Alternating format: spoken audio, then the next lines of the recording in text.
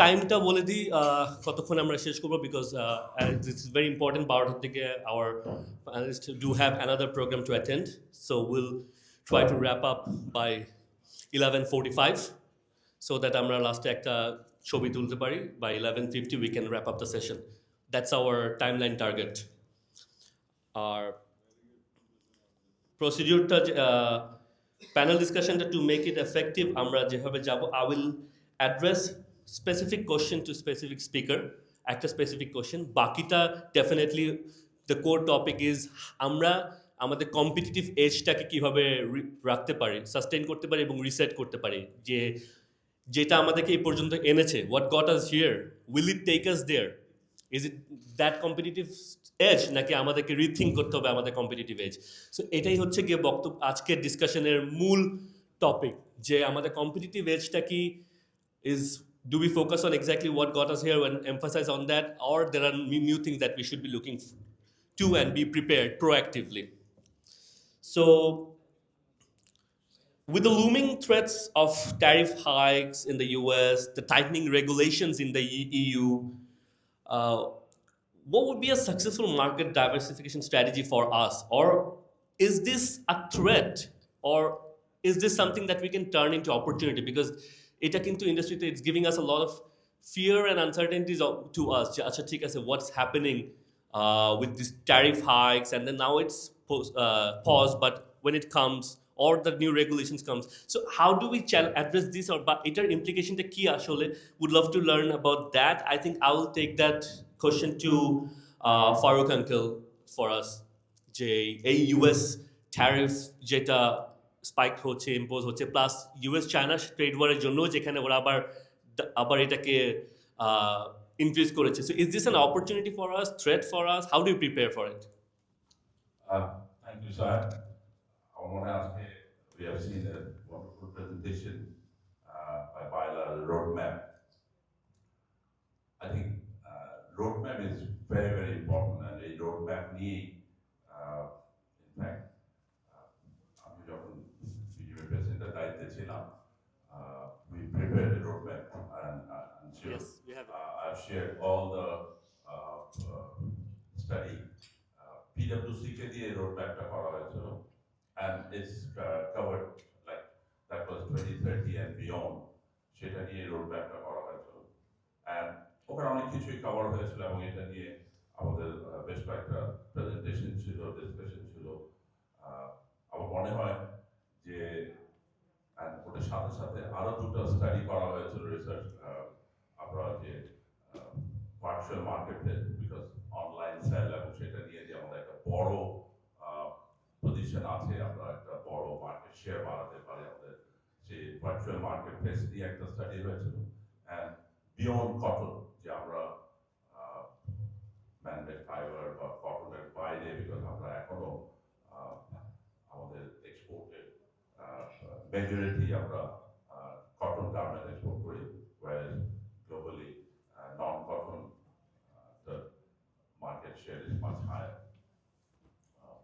আমি যেটা চ্যালেঞ্জ আমাদের এই ট্যারিফ নিয়ে যে চ্যালেঞ্জটা আছে, এটা আসলে পুরো গ্লোবালি এটা একটা চ্যালেঞ্জ হয়ে দাঁড়িয়েছে। দ্য রিজন এখন কিন্তু কে কম্পিটিটিভ তার থেকে হলো যে, যেহেতু এরকম একটা ট্যারিফ হওয়ার কারণে ইউএসএ ল্যান্ডেড প্রাইস বা ওখানে যে প্রোডাক্টটা পৌঁছাবে যখন, that is going to be more expensive, which means consumption কমবে, which means order কমবে, and that is the competition we are going to face. আমরা immediately গভর্নমেন্টের সাথে ডিসকাস করে যে চিঠি দেওয়া হয়েছিল, সে কারণে একটা পথ হয়ে আছে additional 10%, because US tariff and European Union tariff is completely different, because European Union এখনো আমরা ডিউটি ফ্রি এনজয় করছি under LDC হিসাবে, GSP, and তারপরে ওখানে duty is a flat 12.5%, but USA the duty is a completely different product, এক একটা আর্টিকেলের জন্য, শার্টের জন্য, আবার শার্টের মধ্যে কটন বেস এক ট্যারিফ, আবার নন কটনটা পলিস্টার, সেটাতে আবার আরো মাছ হায়ার ট্যারিফ। তো আসলে এখন এভারেজ যে ট্যারিফ আমাদের ইউএসএ তে যেটা হচ্ছে, এটা আমরা সবাই জানি, এর বাংলাদেশ থেকে টোটাল যে আমরা গার্মেন্ট এক্সপোর্ট করি ইট ইজ বিটুইন 7.5 থেকে $9 billion. Last year it was about $7.5 billion, and that was the tariff was average 60% tariff, which is the highest in the world. But actually কিন্তু same tariff সব দেশে সব এই একই tariff দিতে হয়, বাট যেহেতু আমরা যে প্রোডাক্টগুলো এক্সপোর্ট করি সেটার ট্যারিফটা বেশি থাকার কারণে আমাদের উপরে সবচেয়ে বেশি ট্যারিফ আসছে 16%। আর আমাদের total about $8.5 billion last year export করেছি, এখানে এভারেজ ট্যারিফ এসছে 15.5, ওয়ারেজ ইউএস থেকে আমরা যেটা ইম্পোর্ট করছি সেটার average tariff less than 7%, 6%, minister commerce বলছে 3.25%, so but it is less than 7%। So আমরা কিন্তু এভারেজ ট্যারিফ চার্জ করছি to US is less. Reason হলো যেহেতু আমরা highest import করি soybean oil, and that is a zero tariff, and then steel, and then cotton O zero tariff, সেই কারণে আমাদের ট্যারিফ আছে। সুতরাং আমি মনে করি যে when we will have a negotiation শুরু হবে যখন, আমরা একটু বেটার সিচুয়েশনে আছি, বিকজ আমাদের average tariff is much less than what other countries are charging. Like India average tariff তারা চার্জ করছে 12%, whereas India is enjoying average tariff to US যেটা আমরা 15%, ওরা এনজয় করছে 3%, তার মানে ওদের পজিশন। বাট উই অল নো যে আসলে তো এটা রেসিপ্রোকাল ট্যারিফ হয় না, এটা ট্রেড ডেফিসিট ট্যারিফ করেছে mister Trump, president Trump. So সেই কারণে অপরচুনিটি যদি বলা হয়, চ্যালেঞ্জ সবার জন্য চ্যালেঞ্জ। এই কারণে আমি at the beginning আমি বলছিলাম যে the challenge is the consumption going away to US market because of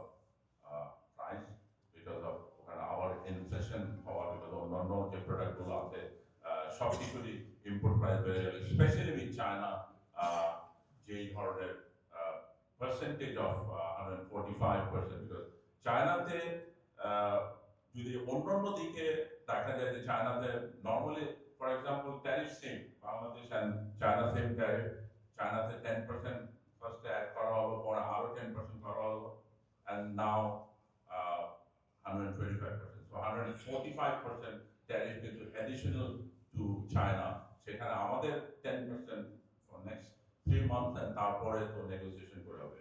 অন্য দিক থেকে যদি দেখি যে আমরা ইউএস থেকে যে কটন ইম্পোর্ট করছি সেটা 0%, জিরো ট্যারিফ, whereas চায়নাতে অরিজিনালি কটন ট্যারিফ ছিল 15%, তারপরে চায়না আরো এটার উপরে অ্যাডিশনাল 15% করলো, যখন second time US additional 10% impose করলো, সো 30% তারা কটন ইম্পোর্ট করছে কটনে, and now China আবার 125 করেছে, so 30 and 125, so obviously cotton প্রাইসটা চায়না যে ইম্পোর্ট করে সেটার প্রাইস বেড়ে যাবে। আমরা we should take advantage of that we should buy more cotton from USA, যেগুলো নিয়ে আমাদের ডিসকাস হয়েছে, and এগুলো নিয়ে আমাদের কথা হয়েছে যে আমাদের we have to try again, আমরা আগেও চেষ্টা করেছিলাম, বিকজ নন ট্যারিফ ব্যারিয়ার বলতে কিন্তু আমাদের একটাই আমি মনে করি যে আগে ছিল যে কটনের ইউএস কটনের উপরে ডাবল ফিউমিগেশন ছিল। অন্যান্য সব দেশ থেকে যখন কটন আসতো তখন ওখান থেকে যখন ফিউমিগেশন করা হতো আর ফিউমিগেশন দরকার হতো না, বাট ইউএস কটনের উপরে ডাবল ফিউমিগেশন ছিল। ইউ নো দ্যাট 2 বছর আগে এইটা এই ট্যারিফটা এই ডাবল ফিউমিগেশনটা উইথড্র করা হয়েছে, সুতরাং এই নন ট্যারিফ ব্যারিয়ারটা এখন আর নেই, সুতরাং এইটা আমরা একটা অ্যাডভান্টেজ। আমি ওদের মিটিং এর মধ্যে বলেছিলাম এখন আমাদের কাছে নন ট্যারিফ ব্যারিয়ার ইজ মোর, যেটা হলো যে কারাপশন, প্রসেস টাইম, এইসব জিনিস, ওই দিন সব অ্যাডভাইজার এন্ড সেক্রেটারিদের সাথে এই ডিসকাশনই হয়েছে, সুতরাং এই জিনিসটা।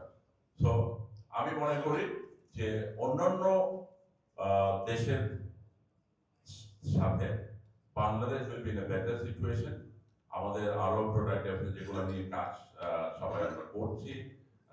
আমার মনে হয় যে বাংলাদেশের জন্য আমি অলওয়েজ সবসময় পজিটিভ মাইন্ডসেটই থাকি, যে কোনো চ্যালেঞ্জগুলো আসলে বাংলাদেশের জন্য we will have a better position, better situation, and এটার জন্য এই যে আমি তুমি করে বলছি তোমাদেরকে যে এই যে আমাদের যে young second generation, third generation, আমাদের যে ইয়াং এই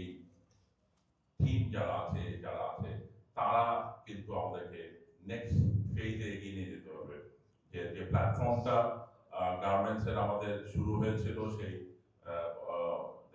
early 70s and the 80s, এখন কিন্তু you guys can take forward, এবং আমি very happy যে আমরা ইনিশিয়ালি দেখেছিলাম 15 বছর আগে 20 বছর আগে সেকেন্ড জেনারেশন অনেকেই was reluctant to join this business because it's a complex, it's a অনেক hassle, but I can see many of you have joined and more will join in future. So thank you very much. আমি পরে আবার অন্য কথা বলবো। Thank you. Thank you so much, uncle.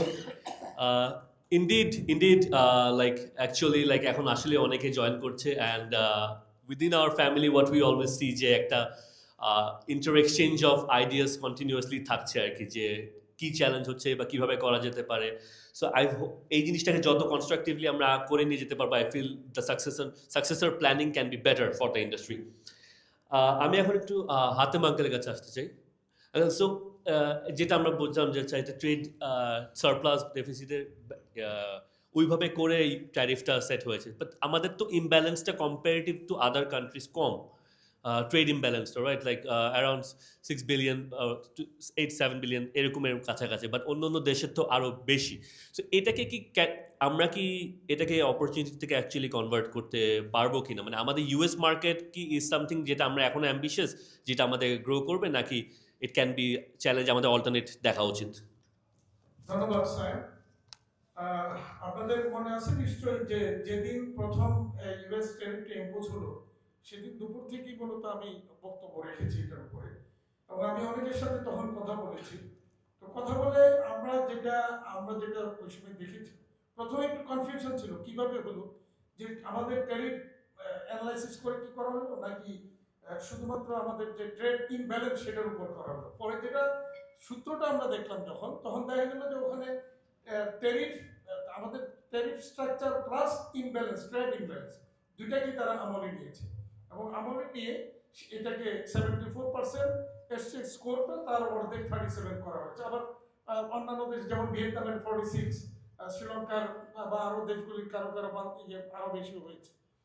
তো তখন থেকে এটা নিয়ে আমরা যেটা অনেক কথাবার্তাই বলেছি, পরবর্তীতে সরকারের সর্বোচ্চ মহলে আমরা বসছিলাম, বিশেষ করে 4-5 জন উপদেষ্টা সহ, তারপরে লুৎফি সিদ্দিকী সাহেব সহ, ওখানে খলিল সাহেব ছিলেন, অর্থ সচিব, বাণিজ্য সচিব, বিডার চেয়ারম্যান, সবাই সহ তার আগে।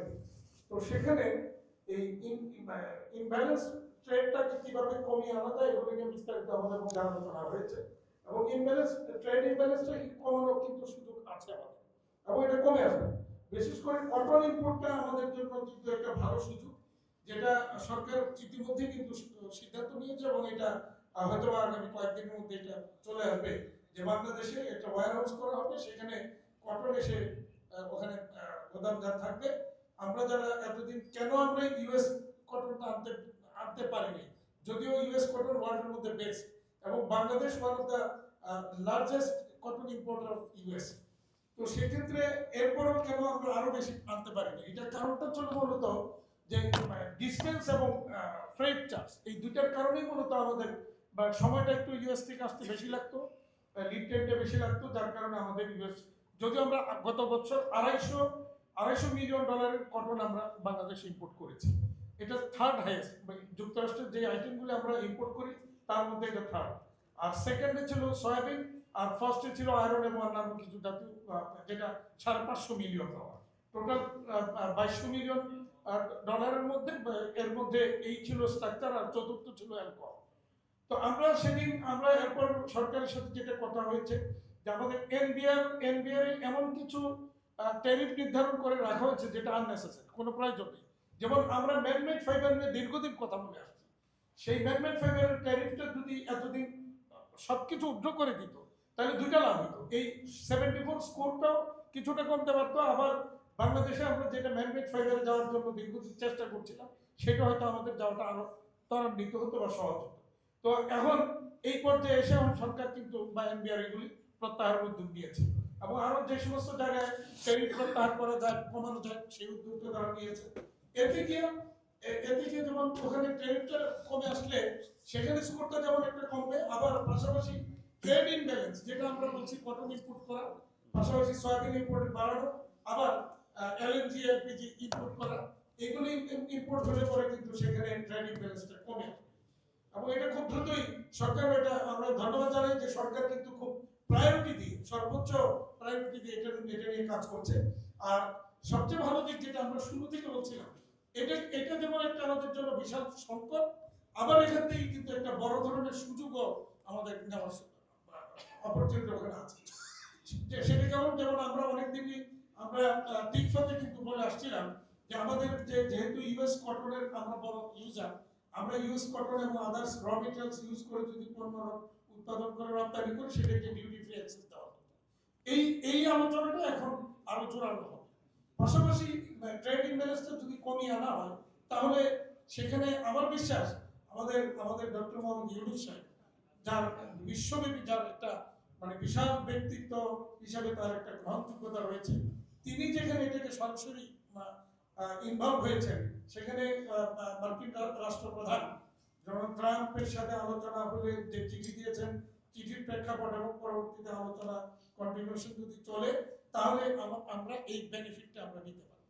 এবং এটা একটা যেমন দিক আছে, আরেকটা বড় সুযোগ কিন্তু আমাদের জন্য আসছে, সেটা হলো চায়না যখন চায়নার সাথে বাণিজ্য যুদ্ধটা কিন্তু খুব তীব্র আকারে চলছে, ফলে চায়নার রপ্তানিটা খুব মানে ডিস্ট্রাক্টিভ বা ইয়েতে কমে যাবে। কমে গেলে পরে সেখানে যে গ্যাপটা তৈরি হবে, বাংলাদেশ সহ অন্যান্য সবগুলি দেশ মিলেও কিন্তু সেই গ্যাপটা পূরণ করতে পারবে না। ফলে আমাদের জন্য যেমন একটা সুযোগ, মানে বিশাল সুযোগ আসবে রপ্তানিটা বাড়ায়, আমরা সেই সুযোগটা নিতে পারবো কিনা সেটা আবার ভিন্ন প্রশ্ন। কারণ বাংলাদেশে আমরা যেই পরিমাণ নানা রকমের সংকট বর্তমানে ফেস করতেছি, ব্যাংকিং খাতে তো চরম সংকট আমরা ফেস করছি, গ্যাস সংকট, তারপরে এদিকে এনবিআর এর নানা রকম পলিসি, যদিও এনবিআর এটাকে এখন হাত দিয়েছে, তো জানি না এটা কত দ্রুত এই ব্যারিয়ারগুলি তারা নন ট্যারিফ ব্যারিয়ার আছে অনেক, সেগুলি কত দ্রুত সরাবেন। তাহলে আমাদের বিশ্বাস যে আমরা এই সুযোগটা নিতে পারবো এবং বাংলাদেশ এতে লাভবান হবে। এবং সেই প্রত্যাশায় থাকলাম আমাদের ডক্টর মোহাম্মদ ইউনূস সাহেবের নেতৃত্বে একটা ভালো সমাধান হবে, ভালো একটা নেগোসিয়েশন হবে, এটা আমরা অত্যন্ত আশাবাদী। আমরা সেই প্রত্যাশায় থাকলাম। ধন্যবাদ। Thank you. এটা আমি নিয়ে নিই, এটা দিই। Thank you uncle. আমরা এখন বেসড অন দ্যাট যে একটা অপরচুনিটি আসলে আসতে পারে, যে চায়নার সাথে যে ট্রেড ওয়ারটার কারণে ওখান থেকে যে মুভ হওয়ার যে সুযোগটা, কিন্তু ওইটা কি আসলে আমরা আদৌ নিতে পারবো কিনা, ওইখানে যে চ্যালেঞ্জেস গুলো আছে, ওই প্রেক্ষাপটে আমি পারভেজ আঙ্কেলের কাছে যেতে চাই। যে ম্যাক্রো ইকোনমিক চ্যালেঞ্জ গুলো আমাদের, মানে এই অপরচুনিটি নামার জন্য আর উই ইকুইপড, বা ম্যাক্রো ইকোনমিক চ্যালেঞ্জ কোনগুলো আমাদেরকে আটকে রাখছে, বা যেগুলো ঠিক না করলে আসলে এটার অপরচুনিটি দেখা যাবে যে আমরা না পেয়ে other countries will be getting it. So এই সিচুয়েশনটা if you could tell us and guide us. ধন্যবাদ। আমি প্রথমে ধন্যবাদ দিই বাইলা এবং সাইমকে যে আমার সাথে কন্ট্যাক্ট করে আমাকে এখানে ইনভাইট করার জন্য। আমি always keen to interact with the young generation because I love it. আমি গত কয়েক বছর ধরে কাজ করছি, কিন্তু আসলে ফর দ্য ইয়াং জেনারেশন, যে তাদেরকে কিভাবে আমরা পলিসি সাপোর্টগুলি এনে দিতে পারি যাতে করে তারা স্বস্তিতে কাজ করতে পারে। Because all the young generation who get back from overseas এবং যারা এখানেও যারা পড়াশোনা করছে, I can see they are quite bright, they are very focus, they are honest, they are sincere, they want to be a transparent. এবং এইটা যাতে কোনো অবস্থাতে নষ্ট না হয় এবং সেটা যাতে ধরে রাখানো যায়, সেটার জন্য আসলে policy support is a very important role to play, যেটা আমাদের আসলে সবচেয়ে বড় দায়িত্ব হয়ে গেছে যারা সিনিয়র আছে, যারা এন্টারপ্রেনার আছে। এখানে প্রথমে একটা জিনিস বলতে চাই, সেটা হলো যে বাংলাদেশে প্রত্যেকটা মানুষই কিন্তু বর্ন এন্টারপ্রেনার। এখানে বলতে হয় না যে কিভাবে এন্টারপ্রেনারশিপ ডেভেলপ করানো যায়। আমি দুইটা এক্সাম্পল সবসময় সবাইকে দিয়ে দেখেন যে বাংলাদেশের মানুষ কিন্তু biggest spender, they are not the saver. এবং they buy the best thing. Even আমাদের যে ড্রাইভাররাও আছে, ওরাও কিন্তু তার সাহেবে কোন কাপড় পরে সে সেই কাপড় পরতে চায়, সে তার ছেলে মেয়েদেরকে কিন্তু ওই ধরনের স্কুলে পড়াতে চায়। তার মানে এই দেশে দে আর নট দ্য সেভার, আবার দ্য বেস্ট জিনিস কিন্তু সে কিন্তু they wanted to pay for it. So this is a right country for investment, for a right product ম্যানুফ্যাকচারিংয়ের জন্য। সো এই যে একটা বিশাল গুণের অধিকারী, এটা আনফর্চুনেটলি আমাদের যে পলিটিক্যাল নেতৃবৃন্দ তারা কিন্তু এটাকে ক্যাশ করতে পারছে না, এবং এটা যদি করতো আজকে বাংলাদেশে কিন্তু খুব একটা বেশি সমস্যা হতো না। সেকেন্ড যে জিনিস, আমি একটা জিনিস একটু ক্লারিফাই করে দিতে চাই। আমরা আমেরিকার ট্যারিফ নিয়ে কথা বলছি, আমরা এবং আমাদের সম্ভাবনা, আমাদের কি করা উচিত বা কম্পিটিটিভনেস, কিছু জিনিস একটু ক্লারিফাই করে দিতে চাই। আমার মনে হয় it will be easy for all of you to understand. সেটা হলো যে এতদিন ধরে কিন্তু ওয়ার্ল্ড WTOর রুলস অনুযায়ী কিন্তু প্রত্যেকটা ব্যবসা চলছিল, এবং ইট ওয়াজ বিন ইন দ্য ইকোনমিক যে একটা প্রোটেকশান বা একটা নেগোসিয়েশন বা একটা সিস্টেমের মধ্যে চলছিল। দ্য ট্রাম্প কিন্তু ওই হোল জিনিসটা কিন্তু ভেঙে দিয়েছে, এবং ট্রাম্প যেটা ভেঙে দিয়েছে সেটাকে এখন কিন্তু আবার সেই আগের জায়গায় যাওয়া, I am very much in doubt about it. এটা কিন্তু সবাইকে মনে রাখতে হবে। এই যে শুরু করলো, সে যে একটা সিস্টেম 1930 থেকে শুরু হয়েছিল, he break through this whole system, এবং এই জিনিসটা এখন gradually it will be moving towards the in a different way. এখানে যার যত কম্পিটিটিভনেস থাকবে সেই কিন্তু will be a very much successful. একটা হলো শর্ট টার্ম, মিডিয়াম টার্ম আর লং টার্ম। আমরা যদি ওইভাবে চিন্তা করি তাহলে আমাদের কিন্তু প্রিপারেশন নিতে হবে যে আমাদের সক্ষমতা বৃদ্ধি করা। আমরা এখন যে ট্রাম্প ঠাস করে যে জিনিসটা করে ফেললো, যে ট্রেড ডেফিসিটের উপর বেস করে সে এই ট্যারিফে এটা ইয়া করলো। আসলে এই জিনিস এখন সেটা চলে গেল হলো চায়না, এবং আমরা দেখতে পাচ্ছি যে আমেরিকার উপরে। Do you think that it will be swing like that way? No. এবং এটা কিন্তু অন্য একটা কি ফর্ম রূপ নেবে, এটা যারা ইকোনমি, যারা এই ধরনের মানে ইকোনমিক্স নিয়ে কথা বলেছে, তারা এখন বলে যে it's call a zoo economy. It will be totally a political নেগোসিয়েশনের উপর কিন্তু এখন চলে যাবে কিন্তু হোল জিনিস। বাংলাদেশের একটা বিরাট প্রবলেম হলো যে আমরা এমন এক টাইমে এই ধাক্কাটা আমরা দেখলাম, আমরা গ্লোবালি ট্রাম্পের, যেই টাইমে কিন্তু আমরা অ্যাট এ সেম টাইম আমরা LDC গ্র্যাজুয়েশনের পথেও কিন্তু হাঁটছি। সো আমি কেন কথাটা আনলাম, যে আগামী বৎসরে সরকার কিন্তু চেষ্টা করছে যে LDC গ্র্যাজুয়েশনটা যাতে ইমপ্লিমেন্টেশন হয়ে যায়। আমরা বারবার বলছি যে অ্যাটলিস্ট 3 বছর ইয়া করে দাও। এখন LDC গ্র্যাজুয়েশন যখন মাথার মধ্যে আসে, এবং তখন যখন আমরা আমেরিকার ট্যারিফের নেগোসিয়েশন নিয়ে চিন্তা করি যে এটাকে কীভাবে আমরা কমায় দিব, আমরা কি মাথার মধ্যে নিচ্ছি যে এরপরে যে LDC গ্র্যাজুয়েশন, তখন আমরা ট্যারিফগুলি অন্য দেশে কিভাবে আমাদের উপর ইমপ্যাক্ট করবে? আমাদের তো রেভিনিউ আসে এনবিআরের সেই ডিফারেন্ট প্রোডাক্টে যে ইম্পোর্ট করি সেখানের ডিউটি থেকেও।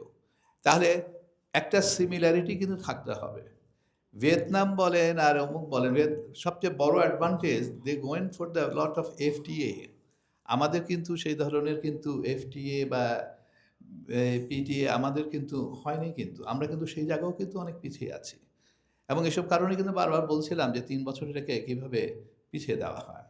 নাও কাম ব্যাক, যদি এই জি ইকোনমি যেই সিস্টেমে চলে যাচ্ছে এখন, যে WTO থেকে বের হয়ে, সেখানে আসলে আমাদের কী করণীয় উচিত?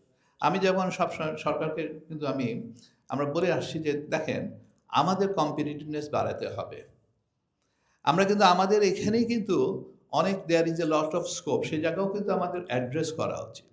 Yes, for the time being maybe আমরা আমেরিকাতে এক্সপোর্ট করব, আমাদের গ্রোথ হয়তো আমরা গ্র্যাজুয়ালি ধরে রাখতে পারবো, ডেফিনেটলি ফারুক যেটা বলেছে যে কনজাম্পশন একটু কমবে, হয়তো জিনিসের ইনফ্লেশন বাড়বে, কারণ there is a statistics is saying that যেই ট্যারিফ রেট আগে যেটা দিয়েছিল সেটাতে দেখা যাচ্ছে যে এভারেজ যে ট্যারিফ চলে আসে হলো 22%, এবং সবচেয়ে বড় ধাক্কাটা খাবে কিন্তু গার্মেন্টস এবং টেক্সটাইল আমেরিকাতে।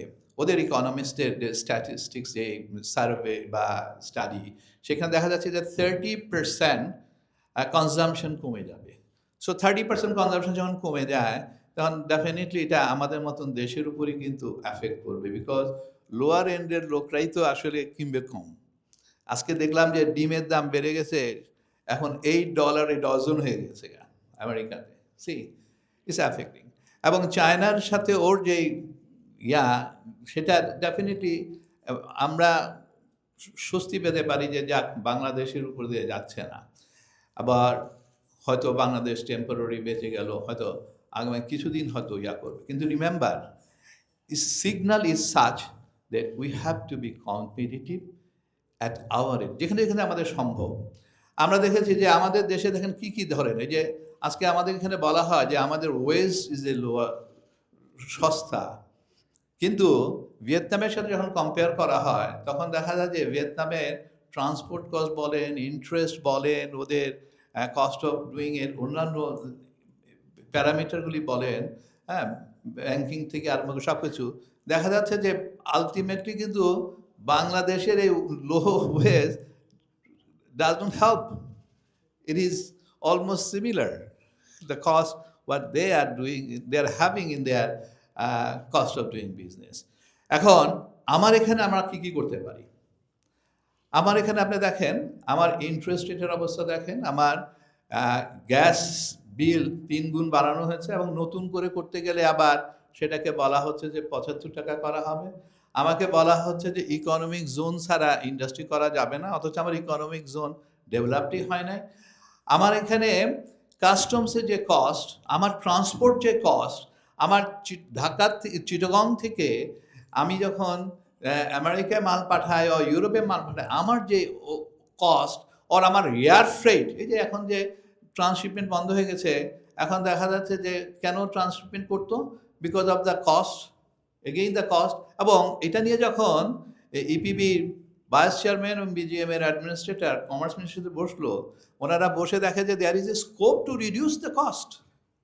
সো এই জায়গাগুলা কিন্তু এখন আমাদেরকে অ্যাড্রেস ডেফিনেটলি করতে হবে। বাংলাদেশ কিন্তু খুব competitive, no doubt, in our production area, কিন্তু যেগুলি আমাদের বাইরে আছে, যেগুলি সরকারের দ্বারা সম্ভব, হ্যাঁ, even uncertainty, political uncertainty, safety, security, এগুলি যদি আমরা এখন, আমাদেরকে কিন্তু এসব জায়গাগুলিকে এখন ভেরি সিরিয়াসলি অ্যাড্রেস করতে হবে। এবং মনে রাখতে হবে যে আগামীতে বাংলাদেশ যখন গ্র্যাজুয়েশন হয়ে যাচ্ছে, বাংলাদেশকে কেউ তখন কিন্তু আর চাইল্ড হিসাবে ক্রিয়েট করবে না, এবং কোনো মানে তাদের জন্য কোনো মায়া বলে কিছু থাকবে না। তখন কিন্তু কম্পিটিটর হিসাবে কিন্তু আমাকে দেখবে। আমার youth is very competent but skill. এই যে কিছুক্ষণ আগে যখন প্রেজেন্টেশনটা দেওয়া হলো, বলো যে আমাদেরকে ইউজ করেন, you are already been using by us, কারণ that we have given you the platform, এবং তোমরা কিন্তু you are making it useful. আমি তো দেখি আমাদের generation is much much much better, they are performing than us. তাদের চিন্তা, তাদের এগ্রেসিভনেস, তাদের connecting with a automations, AI, continuously they are connecting each other এবং updated, this are a unique. এবং বাইরের ওরাও কিন্তু আমাদের ইয়াং জেনারেশনকে কিন্তু ভেরি মাচ অ্যাপ্রিসিয়েট করে। বাট যে জায়গায় এখন আমার ইয়াং জেনারেশনকে কাজ করতে হবে, এই যে হোয়াইট পেপার ওরেও গিয়ে আসছে, সেটা হলো যে ইয়াংদের মধ্যে কিন্তু এই যে প্ল্যাটফর্ম সৃষ্টি হয়েছে, এই প্ল্যাটফর্মটাকে এখন ইউজ করতে হবে to negotiate with NBR, to negotiate with the bank, যে কেন এনবিআর আননেসেসারি আমাদেরকে হ্যারাস করে, কেন এনবিআর চিটাগং থেকে মাল ক্লিয়ার করতে 3 দিনের জায়গায় 10 দিন নিচ্ছে? কেন এইচএস কোর্স সবসময় একই এইচএস কোর্স ধরে কাজ করে আসছে 10 বছর ধরে, এখন হঠাৎ করে বলে যে এই এইচএস কোর্টে হবে না এবং এটার জন্য পেনাল্টি করা হবে মিসডিক্লারেশন হিসাবে 400%? কেন যে কেমিক্যাল আমরা ইউজ করি রেগুলার আমাদের স্টার্চ হিসাবে, এখন সেটাকে ফুড আইটেম হিসাবে ট্রিট করে সেটাকে কেন 3 মাস নিয়ে চলে যাবে? ওয়াই? এই যে জিনিসগুলি, এই জিনিসগুলা কিন্তু এখন you should unitedly fight. Remember one thing, our generations, I mean যারা একটু ভালো অবস্থায় আছে, আমাদের ছেলেমেয়েদেরকে আমরা ইংলিশ মিডিয়ামে পড়িয়েছি, আমরা বিদেশে পাঠিয়েছি, তাদের যে কানেক্টিভিটি, কিন্তু আমাদের ব্যুরোক্রেসিতে নাই। আমরা এখনো তাদেরকে কভার দিচ্ছি, কারণ এখনো আমাদের সে ছোট ভাইগুলি আছে ডিফারেন্ট মিনিস্ট্রিতে, ব্যুরোক্রেসিতে, পলিসিগুলিতে। কিন্তু হাউ অ্যাবাউট ইউ? আমরা যেহেতু এই দেশে বড় হয়েছি, এই দেশে গ্রুম আপ হয়েছি, আমরা এই দেশের স্কুলগুলিতে পড়েছি। এখন তোমরা ইউ ক্যান ফেস টুগেদার। ওদের জেনারেশনগুলোকে কিন্তু তোমাদের কানেক্টিভিটি করতে হবে। Remember, bureaucrat can play a very strong role for the nation. Japan যখন এই সেকেন্ড ওয়ার্ল্ড ওয়ারের পরে ওর ইকোনমি যখন সে অ্যাড্রেস করেছিল, তারা অ্যাড্রেস করেছিল কিন্তু 4টা জায়গায়। তাদের গভর্নমেন্ট এডুকেশন, রিসার্চ, ইনফ্রাস্ট্রাকচার এবং তার উপরে নিয়ে আসছিল হলো স্ট্রং ব্যুরোক্রেসি। এবং এই কারণেই দেখা গেল যে জাপান খুব তাড়াতাড়ি কিন্তু দাঁড়িয়ে গেল। আর আমাদের এখানে সামহাও রাদার ওরা আসছে না, আমাদের ব্রিলিয়ান্টরা এদিকে আসছে না, আমাদের এগুলি ড্রেইন হয়ে যাচ্ছে। উই আর লাকি যারা এখানে ফেরত আসছে, এগুলি সব আমাদেরই সন্তানেরা, যে ব্যাক, তার মানে আমরা আমাদের ব্রেইনগুলোকে এখানে ফেরত এনেছি। এখন you have to be connected, you have to be work together to the bureaucracy, to the politicians, unitedly. Division হওয়া যাবে না। You have to make your own paper. Remember, Bangladesh গার্মেন্টসের উপর বেস করলে কিন্তু চলবে না। We have to be based with other industry. This is a first phase of economy. আমার potentiality is lot.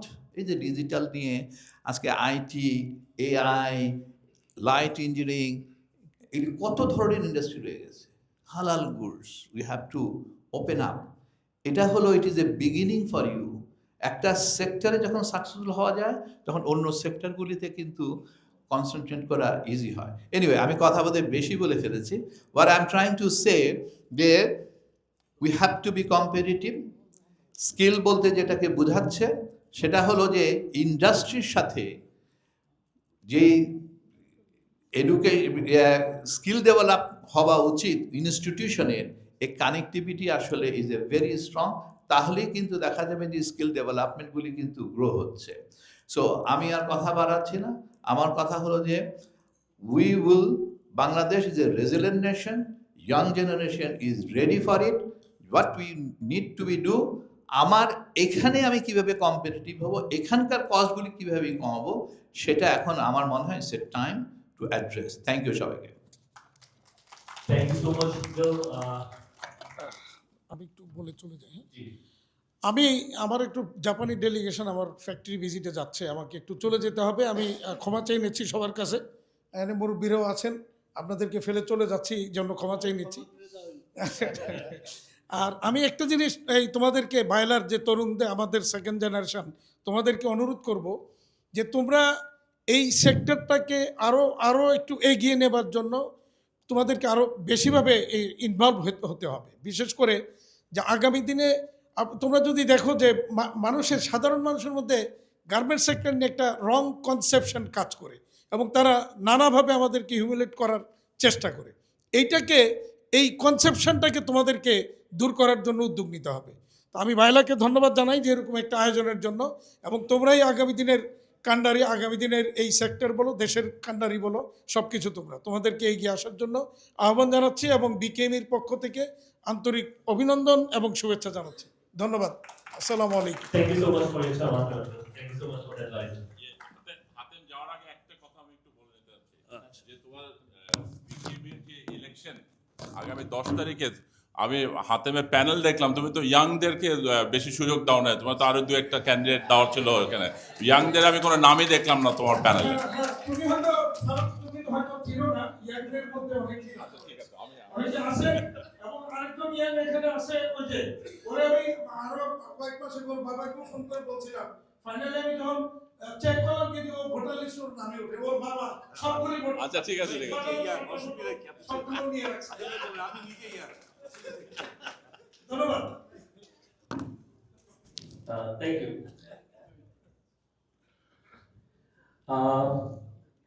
I think আমরা just to respect the time, because যেহেতু আরেকটা প্রোগ্রাম আছে, আমি will squeeze my second round of questions into one question as well. আমরা will be একটু like we will come to that. আমি প্রথমবারের কাছে যেতে যাচ্ছি। আচ্ছা, সো আমাদের যারা মানে এই যে এক্সটার্নাল চ্যালেঞ্জেস গুলোর সাথে যে ইন্টারনাল চ্যালেঞ্জ গুলোও আছে, there are many internal challenges in operating manufacturing unit এখন। সো ওই জায়গাটার মধ্যেই ফোকাসটা পার্টিকুলারলি যেমন R&D and innovation, যেমন আমাদের ওয়ার্কার নেট প্রোডাক্টিভিটি কিন্তু কম্পারেটিভ নেশনস থেকে অনেকই কম। If I just mention it's around $3.4, whereas Vietnam হচ্ছে $4.7, India $7.5, and China $11. সো আমাদের ওয়েজ কম থাকলেও, যেটা বারবার একদম বললো, যে আলটিমেট প্রাইসে গিয়ে কিন্তু আমরা ওই অ্যাডভান্টেজটা নিতে পারছি না। সো ওই জায়গাটাতে আমরা এই জায়গাটাতে আমরা কি করতে পারি, how we can improve that? আসসালামু আলাইকুম। ধন্যবাদ স্যাম। আমি তুমি করেই বলছি। অবশ্যই। আমি কিছু প্র্যাকটিক্যাল কথা বলি। থিওরিটিক্যাল কথা তো অনেক শুনেছো, এবং এইগুলো সব কিন্তু তোমাদের প্রেজেন্টেশনেই আছে, নতুন আমার কিছু বলার নাই। বরং এগুলারে যদি একটু এক্সপ্লেন করো, আরও রোডম্যাপ তৈরি করো, যেগুলো ব্রড হেডলাইন আছে, then will find out a solution. এগুলোর বাইরে কথা বলার কিছু নাই আসলে। প্র্যাকটিক্যাল যেগুলো বলছি সেগুলো শোনো। যেমন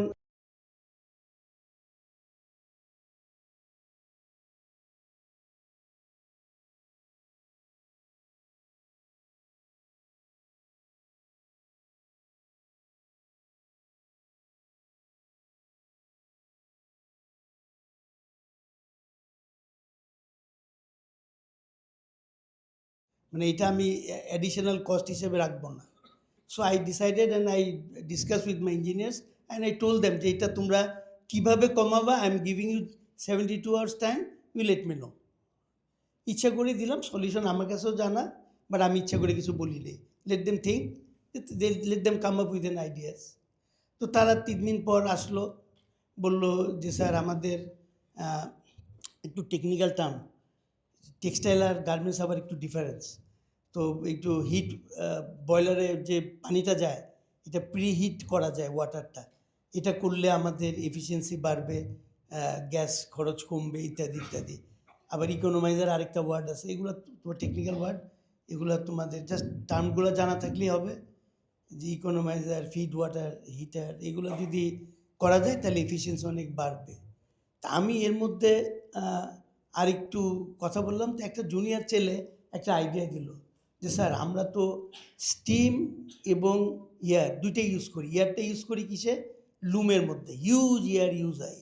ইয়ার আমাদের তো ইয়ার জেট লুম বলে, যেটা ইয়ারই মেন ড্রিভেন ফোর্স। আর আরেকটা হলো আমাদের স্টিম লাগে, বয়লারে হিউজ স্টিম লাগে। So that is also another utility cost. So আমরা এই দুইটায় আমরা স্যার, আমাদের যে পাইপগুলো, এগুলো তো স্যার 12-13 বছর হয়ে গেছে, এগুলো লিক হচ্ছে কি না এটা কি আমরা কোনো দিন চেক করেছি? আমি বললাম না, করি নেই। বলে স্যার এটা চেক করতে পারি। আমাকে ভালো একটা বুদ্ধি। তারপরে খুঁজলাম তাহলে এই টেস্ট মেশিন কই পাওয়া যায়। তারপর খুঁজে বের করলাম কলকাতায় একটা বিদেশি joint venture company, office in Calcutta, তারা দিতে রাজি হলো। ইনএক্সপেন্সিভ, $5,000 না $6,000 দাম। এবং তারা একটা লোক এসে আমাদের ট্রেন্ড আপ করে দিয়ে যাবে, এবং আমরা কত 1100টা লিক পেলাম। খেয়াল করো, সবারই এগুলো আছে। তোমরা যারা ইউটিলিটি ইউজ করো, গ্যাস অথবা স্টিম, সবার এই লিক আছে। এগুলো যদি সারানো যায়, then I recovered, I precisely remember 49 lakhs out of 57 lakhs একটা ইয়েতে। এবং এটা কিন্তু আমার ইয়ার্স টুগেদার সেভ হবে। এটা কিন্তু ওয়ান টাইম সেভিংস না, খেয়াল করছো তো, it's not one time saving. So it is very important যে কতগুলো জিনিস আছে যেগুলো ওয়ান টাইম সেভিংস, কতগুলো হলো কন্টিনিউয়াস সেভিংস। এগুলো তোমাদের খুঁজে বের করতে হবে। যারা প্ল্যান চালাও, যারা প্ল্যান দেখো, এগুলো নিয়ে তোমাদের ফ্রিকুয়েন্ট বুঝতে হবে যে আমরা কিভাবে প্ল্যানটা আরও এফিশিয়েন্ট করতে পারি। এর মধ্যে তোমাদের হাসিম তো চলে গেছে, হাতের ছোটো ভাই, ও বলে গেল যে তুলা এখানে স্টক করবে। এটা ভালো বুদ্ধি, কোনো খারাপ বুদ্ধি না। তুলার ফ্রেট কিন্তু কমবে না। যেই তুলা আনবে, ও তো তুলা আনতে হবে ফ্রেট দিয়েই। তো আমি আনি আর সে আনুক, তুলার ফ্রেট কমবে না। এটা হলো 1 নম্বর অবজারভেশন। 2 নম্বর অবজারভেশন হলো আমেরিকান তুলার দাম কিন্তু 4 সেন্ট বেশি, 3 থেকে 4 সেন্ট। এই 3 থেকে 4 সেন্টের লোডটা কে নিবে?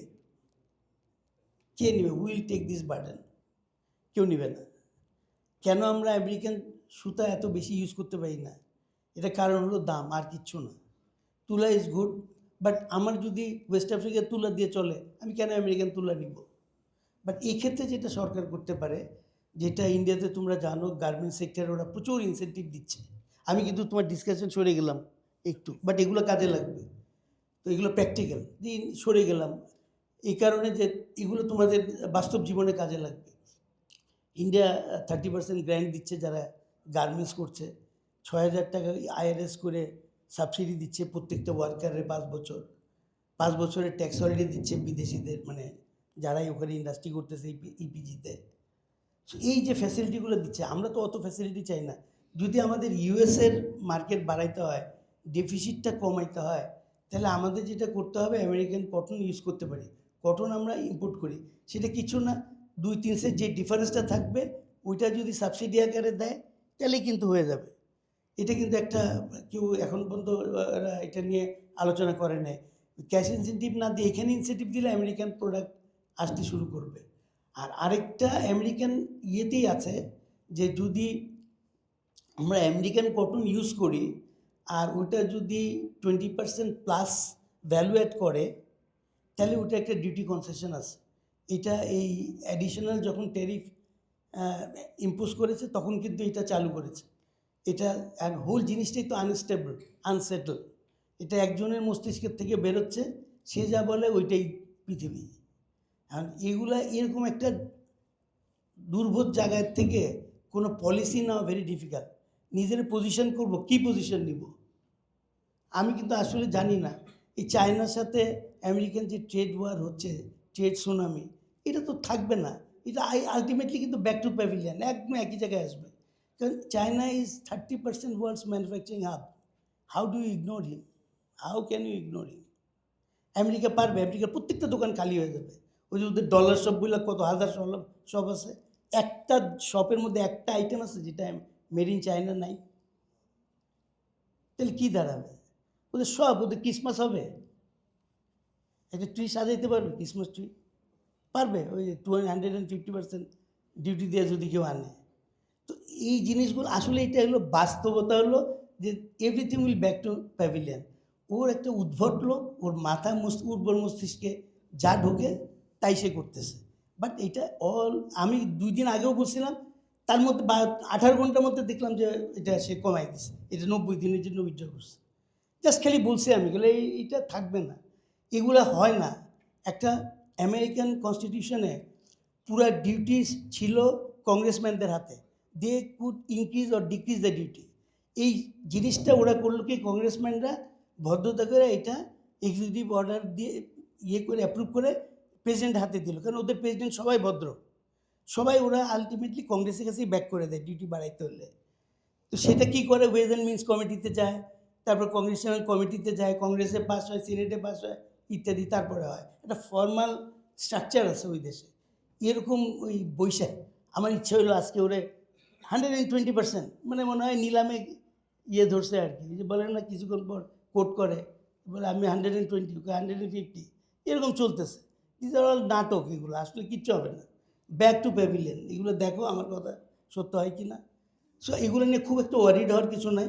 আমাদের পজিশন নিতে হবে, আমাদের নিজেদের ইনভেস্টমেন্ট বাড়ানোর জন্য।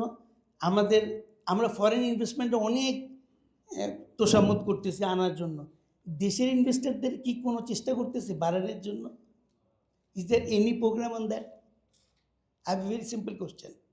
আমরা কি ইনভেস্ট করতে পারি না? আমাদেরকে ইগনোর কইরা তুমি দেশে, আই ডোন্ট মাইন্ড বিদেশি ইনভেস্ট আনো, সব ভালো। ওরা এখানে যে টাকাটা আনবে প্রফিট করে, ওই টাকাটাও পাঠাবে, প্রফিটও পাঠাবে। আমরা কি করি? আমরা একটা ইন্ডাস্ট্রি থেকে আরেকটা ইন্ডাস্ট্রি করি। কই, আমাদের জন্য তো কোনো ইনভেস্টমেন্ট ফোরাম হয় না। সো দেশীয় উদ্যোক্তাদের জন্য কিচ্ছু হয় না। আমরা যারা ফার্স্ট জেনারেশন আছি, তারা বেসিক্যালি কি, আমরা কিন্তু একটা বিল্ডিং যদি কম্পেয়ার করো, একটা বিল্ডিংয়ের সবচেয়ে ইম্পর্টেন্ট জায়গা কোনটা? ফাউন্ডেশন। আজকে ঝড় আসলে বা একটা ভূমিকম্প হলে বিল্ডিংটা কেন পড়ে? যদি ফাউন্ডেশন খারাপ থাকে পড়ে যায়, ঠিক আছে, কারণ ওইটা স্ট্রাকচারালি কভার করে না। আমরা তোমাদের জন্য এই বিজনেসের ফাউন্ডেশনটা করে দিচ্ছি, সুপার স্ট্রাকচারের দায়িত্ব তোমাদের। তোমরা এটা 10 তালা করবা, 20 তালা করবা, রেক্টো ফিটিং করে ফাউন্ডেশন আরও বাড়াবা, নাকি 100 তালা করবা এটার উপরে, it's up to you. Second generation কিন্তু এই চ্যালেঞ্জটাই নিতে হবে, তোমরা কোন তালা পর্যন্ত করবা, এটা তোমাদের ইচ্ছা। আবার তোমরাও কিন্তু ফার্স্ট জেনারেশন। আমরা যেমন একটা first generation, we started business from the scratch, but you are also first generation when digital or other things are considered like AI, এগুলো তোমরা কিন্তু ফার্স্ট জেনারেশন। আমরা কিন্তু এগুলো কিচ্ছু জানি না। কম্পিউটারে এখন ভালোভাবে এটা টাইপ করে খালি ইমেলটা পাঠাইতে পারি, এর বাইরে তো কিছু পারি না। সো তোমরা তো সব পারো, তোমরা যা পারো তোমাদের ছেলেমেয়ে আরও বেশি পারো। তো তখন ওইটা হবে সেকেন্ড জেনারেশন। তো তোমরা এখন, যেহেতু ওর রেলিভেন্ট কোশ্চেনে একটা উত্তর দিই, যদি তোমরা এফিসিয়েন্সি না বাড়াও, আমি এই ঢাকাতেই বলছি, বাংলাদেশে যে তোমাদের মেশিন রেশিও, সবাই তোমরা জানো যে যার ফ্যাক্টরি চালাও, অলমোস্ট 2 এর কাছাকাছি, আমি রাইট? 2+1, 2+। আমি এখানে এমন ফ্যাক্টরি জানি যারা 1.7-এ চালায়, এই বাংলাদেশি ওয়ার্কার দিয়ে। সো এটা অল ডিপেন্ডস মাইন্ডসেট, তুমি কিভাবে করবা। তোমার কোনো জিনিস নিয়ে চিন্তা করতে হবে। তুমি যদি চিন্তা করো, you will find a way. এবং একটা জিনিস বাই হার্ট বিশ্বাস করবা, যে if there is a problem there is a solution. তুমি যদি চিন্তা করতে পারো, সলিউশন পাবাই। বাট তোমার ওইটুক ডেপথ তোমার দিতে হবে চিন্তা করার জন্য, ওইটুক ডেপথ তোমার তো রাখতে হবে। তুমি ওইটুক চিন্তা করো, তুমি অনেক সলিউশন পাবা। প্র্যাকটিক্যাল অনেক কথা বলতে পারি, যেগুলো আজকে তোমাদের সময় নাই। বাট আমাদের কাছ থেকে শুনতে হলে প্র্যাকটিক্যাল শোনো, থিওরিটিক্যাল কথা শুনে লাভ নেই। যেমন চায়না 2023-এ কত করছে? 18.6 বিলিয়ন এক্সপোর্ট করছে, which is 24% of the global. আমেরিকাতে, I am talking about only America. America কত ইম্পোর্ট করছে? 77 or 78 মিলিয়ন। তো 24% ওরা করছে। সো এইখানে এখন সবাই আমরা বগল দাবা করতেছি, চায়নার যদি এটা থাইকা যায় তাহলে আমাদের, চায়না এটা কেমনে থাকবে? আমেরিকার ব্যবসা চলবে? আমেরিকার আইফোন হবে $3000, স্যামসাং সব ব্যবসা নিয়ে যাবে। এটা কি কেন আমেরিকা অ্যাফোর্ড ইট? টেসলার ব্যবসা তো 14টা বাজছে। BYD একটা কার আসছে যেটা 5 মিনিট চার্জ দিলে 450 কিলোমিটার চলে, with only 5 minutes charge. Electrical charge দিলে ইট রানস 450 কিলোমিটার। কী দিয়ে বিট দিবা চায়নারে? এবং যদি আরেকটা ইকুয়েশন আছে, আমি তো ইকোনমিক্সের ছাত্র না, যারা ইকোনমিক্স জানো তারা এগুলো ভালো বলতে পারবা। PPP পার প্যাকেটের কি পার প্যারিটি, ওখানে কিন্তু চায়না ইজ নাম্বার 1। এবং ওদের 36 ট্রিলিয়ন হলো ওদের ডেট সার্ভিস আমেরিকার। এগুলো যদি কাউন্ট করো, তারা কোনো অবস্থাতেই ইকোনমিতে নাম্বার 1 না।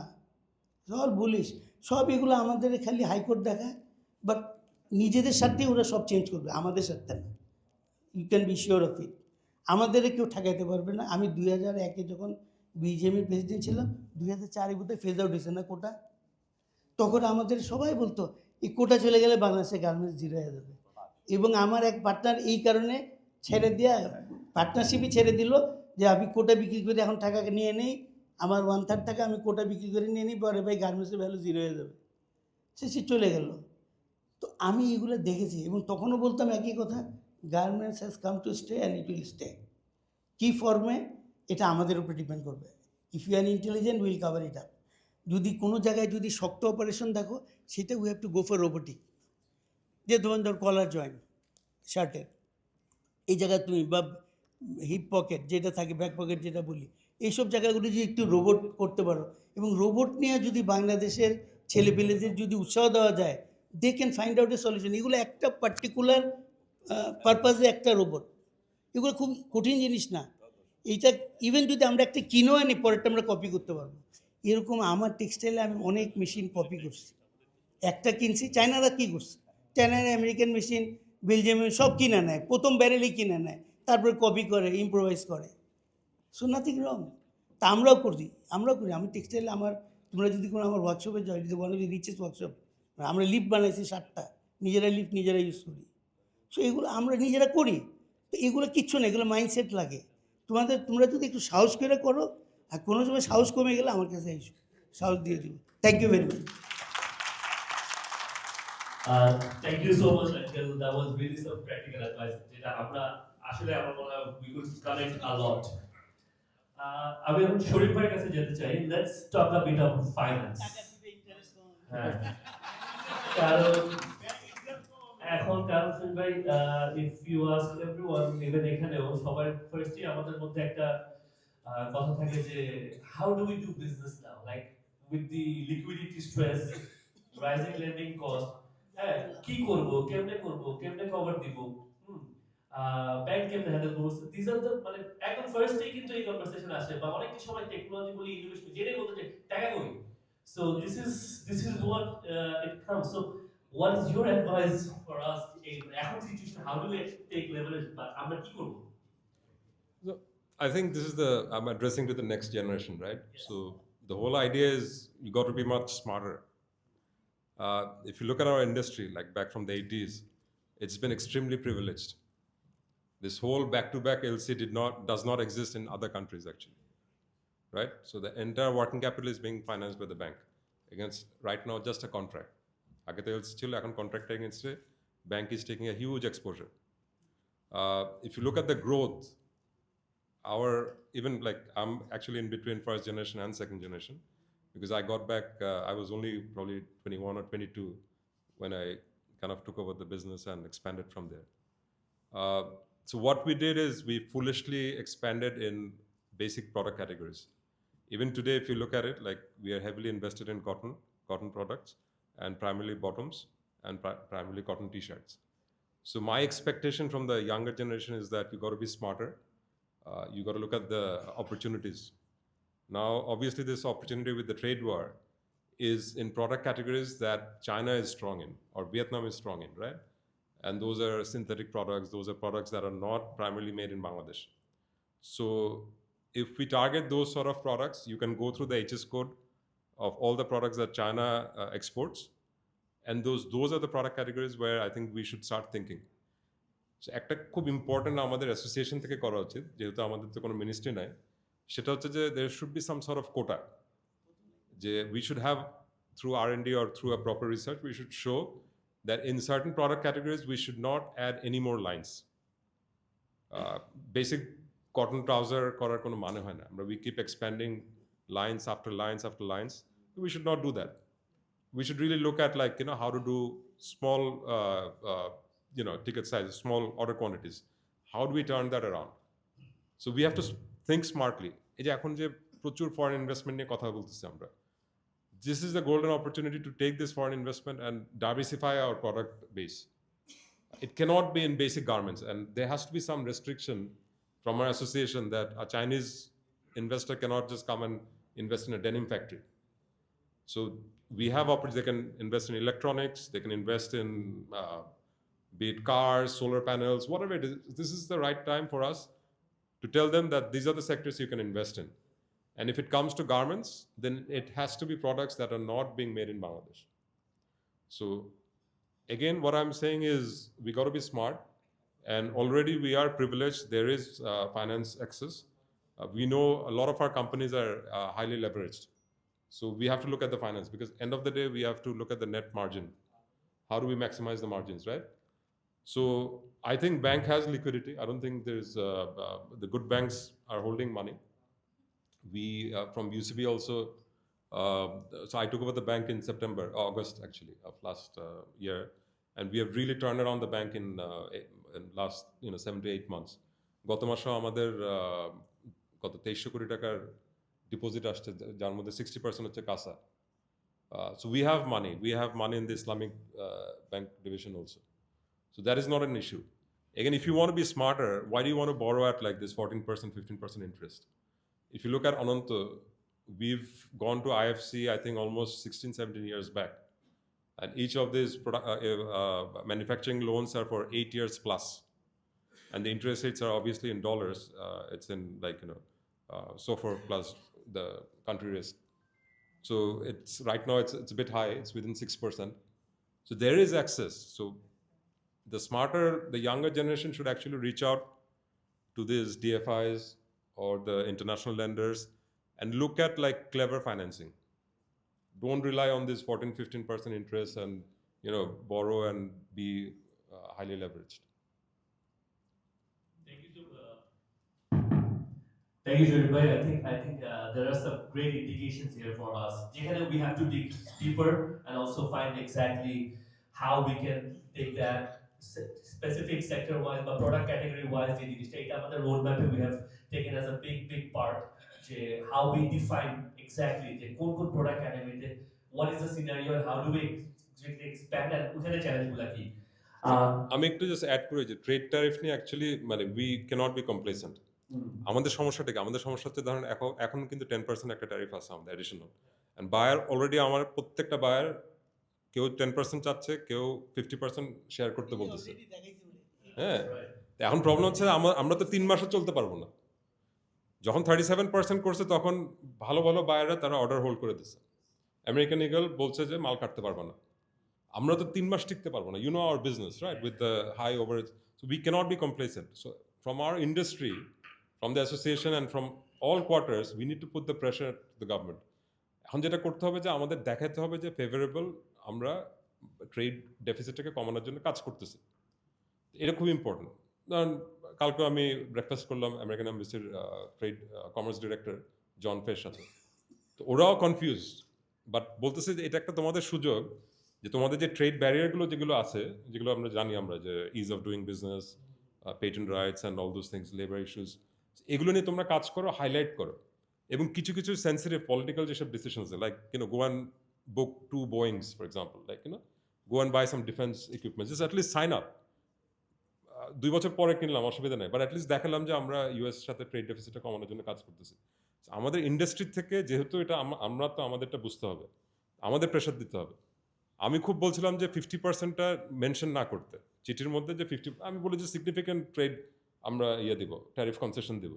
So we have to be clever. এখন যদি ভিয়েতনাম যদি বাই এনি চান্স যদি সে এটার একটা অ্যাডভান্টেজ নিয়ে যায়, তাহলে কিন্তু আমরা কিন্তু একটা বিপদের মধ্যে পড়ে যাবো। অলরেডি পাকিস্তান, ইন্ডিয়া আমাদের থেকে কম রেটে ট্যাক্স আসতেছে। ওই 11% ধরার জন্য কিন্তু বায়ার কিন্তু অর্ডার শিফট করে দেবে, এবং it takes less than a year to build up capacity. And you know how aggressive Indian government is right now. So we cannot be complacent. আমাদের মিডিয়া থেকে শুরু করে সবাই আমাদের ইন্ডাস্ট্রি থেকে প্রেশার দিতে হবে যে আমাদের ফেভারেবল টার্মস আনতে হবে 3 মাসের মধ্যে। Totally. Thank you. I think we are at the end of our presentation. I'll come to our honorable administrator of BGG, and he's also the vice chairman of Export Promotion Bureau, EPB. I have one thing to ask from you, like bureaucracy, like we understand the importance of it, and we also understand the dynamics of the youth in the industry right now. How do we connect that?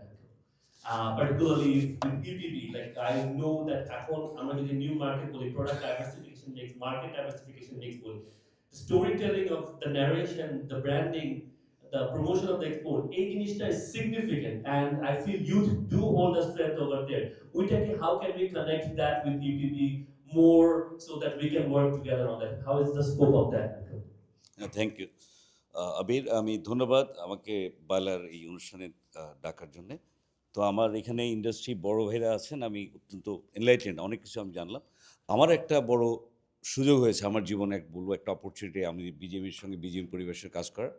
কারণ আমি দুটো lens দেখতে পাচ্ছি, একটা হচ্ছে public sector লেন্সে, as well as বিজেপির ভেতর থেকে আমি একটা দৃষ্টিভঙ্গি নিয়ে দেখতে পাচ্ছি।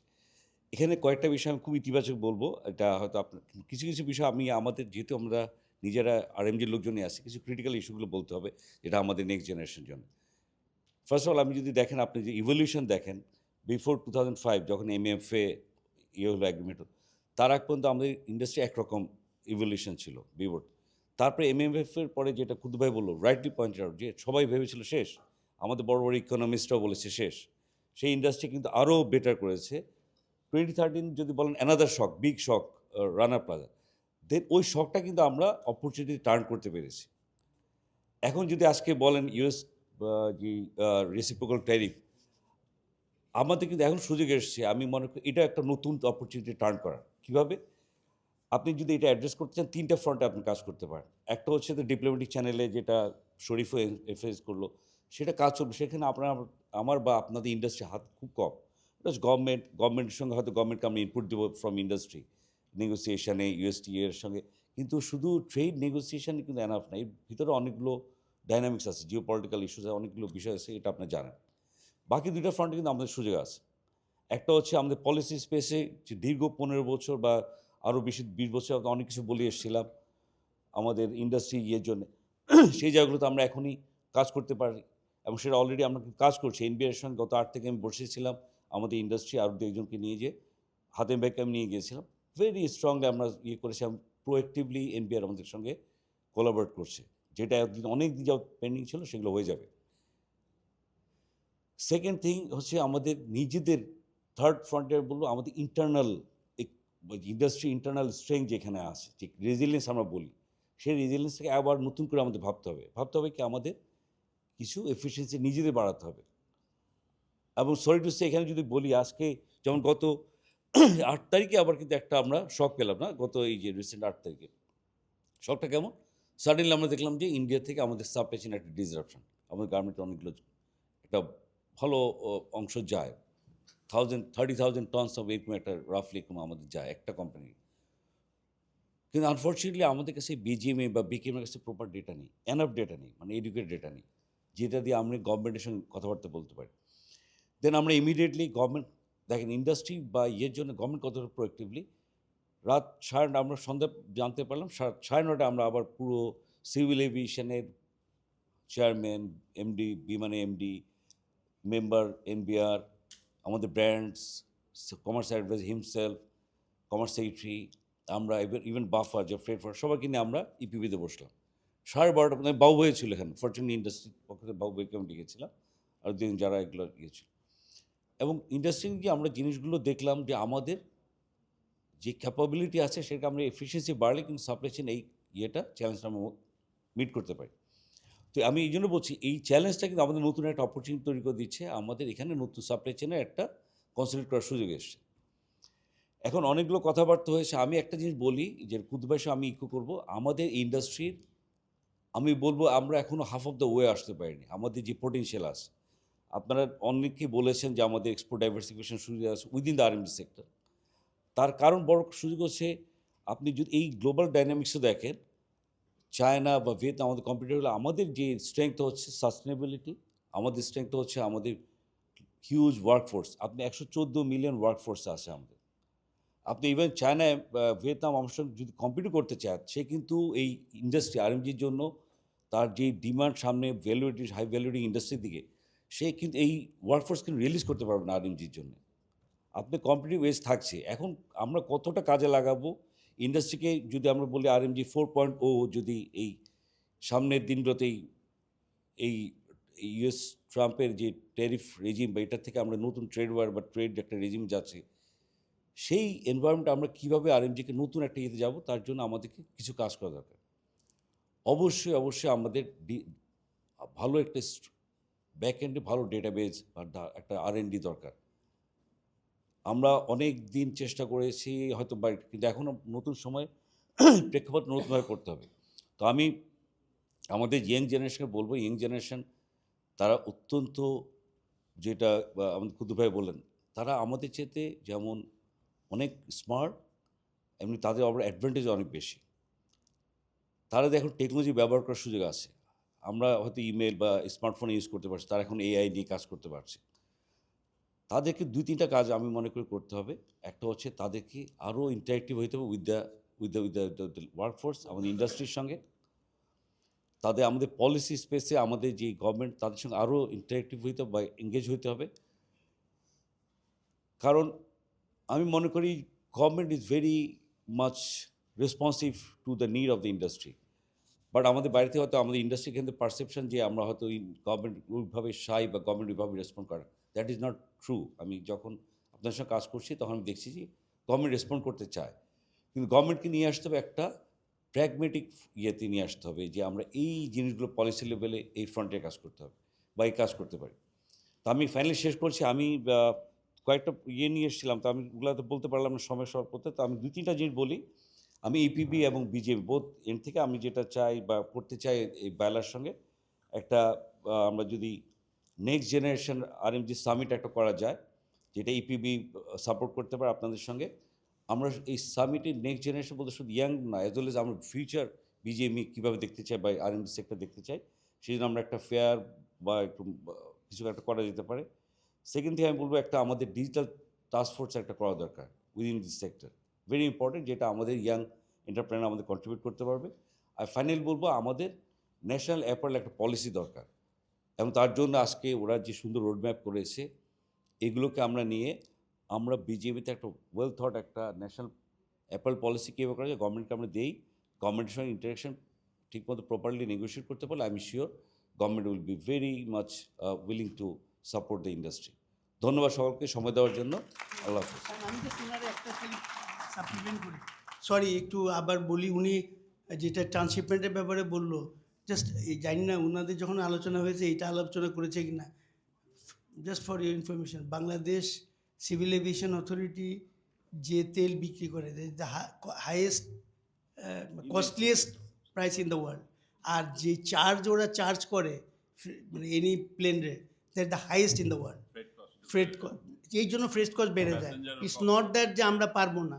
এই $1 যেটা বাড়ে কলকাতায় চলে যেত, সেটার কারণ ছিল এইটাই, আর কিচ্ছু না। সো আপনারা যদি কলকাতায় বা ইন্ডিয়াতে বা যেখানে যেত ওখানের যে প্রিভিলেজটা পায় ওইটাই যদি এখানে করেন, এখানে ফ্রেট এমনিই কমে যাবে, এটা বলা লাগবে না। আমি একটা সেকেন্ড একটু অ্যাড করি, জাস্ট জানি নেই। একটা হলো যে যেহেতু এখানে আমাদের গভর্নমেন্ট থেকেও রিপ্রেজেন্টেশন আছে, বিজিএমই প্লাস গভর্নমেন্ট থেকে রিপ্রেজেন্টেশন, একটা জিনিস যে ট্রেড নন ট্যারিফ ব্যারিয়ার বা ট্রেড ব্যারিয়ারের কিন্তু একটা ইস্যু, এই যে ইন্ডিয়ান গভর্নমেন্ট যে এই যে ট্রান্সশিপমেন্ট বন্ধ করে দিল বাংলাদেশ থেকে, এইটা আমি মনে করি যে আমাদের থেকেও কিন্তু একটা মিস্টেক করা হয়েছে। যে আমরা রিসেন্টলি আপনারা দেখেছেন, যদিও এনবিআর এখনো চিঠি ইস্যু করে নাই, আমি এটা কিন্তু চিঠিটা আমি তখন সিঙ্গাপুরের হসপিটালের মধ্যে, তখন আমি চিঠিটা কপি পেয়েছি হলো মানে তারপরে চিঠিটার কপি পেয়েছি ইন্ডিয়া থেকে, যে মিনিস্ট্রি অফ কমার্স ইনস্ট্রাকশন দিয়েছে এনবিআরকে বা বলেছে যে অল ল্যান্ডপোর্ট বন্ধ করে দেওয়ার জন্য এটাও কিন্তু আমি মনে করি যে এই যে ট্রান্সশিপমেন্ট বন্ধ করার জন্য নন ট্যারিফ ব্যারিয়ারে এখন ইন্টারন্যাশনালি এখন গ্লোবাল ওপেন বিজনেস থাকা উচিত, এই জিনিসটা করা উচিত না। আরেকটা জিনিস যেটা হলো যে 2022 বাজেটে there is a first time যখন আমরা এটা করেছিলাম যে কর্পোরেট ট্যাক্স, এই যে 12% আগে ছিল গার্মেন্ট ইন্ডাস্ট্রির জন্য কর্পোরেট ট্যাক্স, কিন্তু ওই সময় all export oriented ইন্ডাস্ট্রির জন্য কর্পোরেট ট্যাক্স 12% করা হয়েছিল, and if it is a lead certified factory 10%, and it is for 6 years এর জন্য up to 2028 জুন পর্যন্ত। বাট আমার কাছে গত 4-5 দিন ধরে আপনার মিডিয়াতেও এসছে অলরেডি যে বলা হচ্ছে যে এবার বাজেটে এটা আবার 20%, 18-20%-এ 20% উপরে নিয়ে যাবে। সো এটাও কিন্তু ইনভেস্টর বা তাদের জন্য কিন্তু it's not a good sign যে একটা গভর্নমেন্ট একটা ডিসিশন নিয়েছে এখন আবার হঠাৎ করে চেঞ্জ করছে, রিভার্স করছে, অ্যান্ড যেটা অলরেডি বাজেটে পার্লামেন্টে পাশ করা আপ টু 2028 পর্যন্ত, সে জায়গায় এটা করা ঠিক না। এটা একটা রং মেসেজ টু ইনভেস্টর।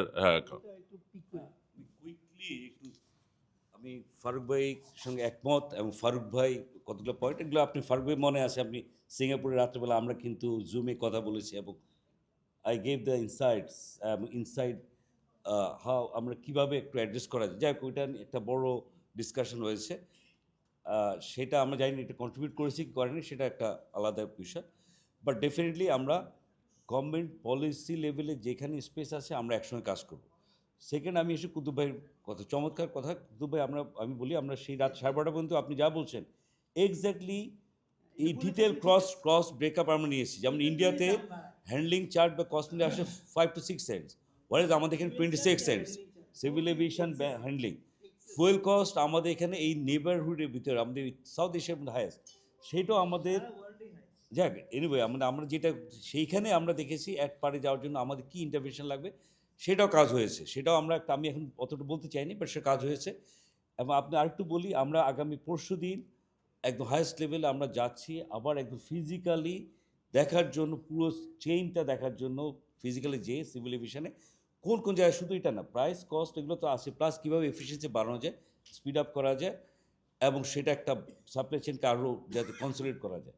ধন্যবাদ সকলকে। Thank you so much, esteemed panelists. That was an excellent discussion from us. We'll take a photo, just 30 seconds. In 30 seconds, we'll take a photo. And thank you, Honorable, for including us for the digital task force at the summit that we talked with ADB. Big round of applause for that. I would like to welcome Babu Uncle and Alam Uncle to come on stage for the photo, please. Our guest of honors, Babu Uncle and Alam Uncle, please.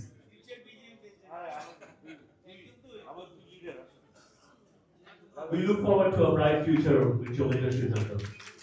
And Uncle, if you guys can take a seat, that would be better. I would like to welcome my board, my senior vice president Sharia Bhai, vice president Oyon, my vice president Rafi, vice president Sakib Ahmed, and all my directors, vice president Fahad Bhai. Can you come on stage?